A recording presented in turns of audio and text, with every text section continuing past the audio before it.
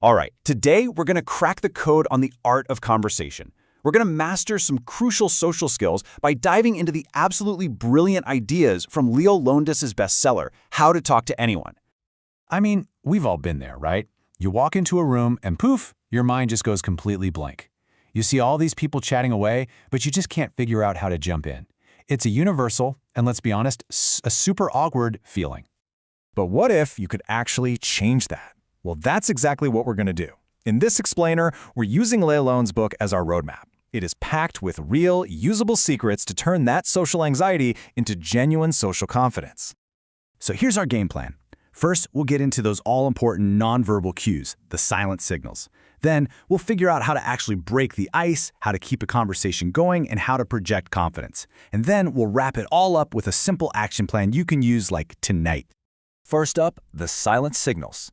This is all about making a killer first impression before you even say a single word. Because get this, powerful communication, it doesn't start with your mouth. Nope, it starts with your presence. And this quote from Lowndes just nails it. The most powerful tool you've got, it's your smile. She calls it your best feature. And it's not just about looking friendly. It actually empowers you and makes people instantly want to connect with you. It's literally your secret weapon. So let's build out that nonverbal toolkit. Think of it like this. Your smile. That's the welcome mat. Then you've got your eyes. A confident look tells people you're engaged and you're present. And finally, your posture. Lowndes says it speaks volumes about your self-esteem. Stand tall, and you instantly look and feel more confident. Okay, so you've walked in, you're smiling, you've made a great silent impression. Now for what feels like the hard part, starting the conversation. But don't worry, Lowndes gives us two super simple techniques that make it way, way easier. Okay, so what I love about this is that it gives you a choice, depending on your personality. On one side, you've got the what's it technique. This one's pretty passive. You just wear something interesting, a cool pin, a unique scarf that basically acts as bait, getting people to come ask you about it. Then there's the who's at technique. This one's active. You spot someone you want to talk to, and you just go for it. One lets them come to you, the other is you going to them. You're in. The conversation is started. But now what? How do you keep it from fizzling out and hitting, that dreaded, awful, awkward silence? This section is all about mastering the flow. Okay, get ready for what might be the simplest, most effective trick in the entire book. It's called parroting. I know, it sounds a little silly, but trust me, this works like magic. So if someone says, I just got back from an amazing trip to Peru, you just say, Peru. That's it. It prompts them to tell you more, and you didn't have to come up with some brilliant question on the spot. It's effortless. You know, it's funny, being a great talker is actually a lot about what you don't say. The main goal is to keep the spotlight on the other person.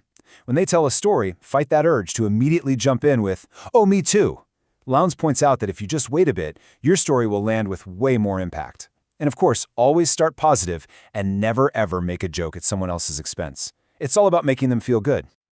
All right, let's shift gears and talk about our final set of skills. These are especially clutch in professional settings. This is all about how to project that quiet confidence, sound smart without trying too hard, and really connect with people on a deeper level. This chart right here, it's gold. It breaks down the tiny little shifts that make a huge difference. For instance, when someone asks what you do, don't just say where you work. Talk about what you actually do. It's so much more interesting. And oh, this one is huge. Don't try to sound like an expert on every single topic.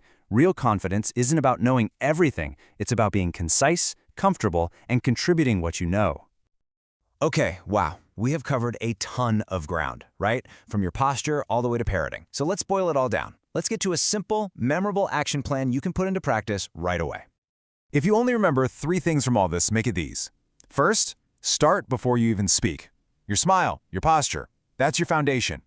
Second, master parroting. Seriously, it's the easiest trick ever to keep a conversation from dying. And third, when you talk about yourself, focus on what you do, your actions, your passions. That's where real confidence comes from. And I really want you to let this next thought sink in. Nobody is born a perfect conversationalist. It's not some magic gift. It is a skill. Just like learning to play an instrument. It's something you can practice and get amazing at. So I want you to think about the next time you're around people, a meeting, a party, even just in line for coffee. Which one of these tools are you going to pull out of your toolkit and try first?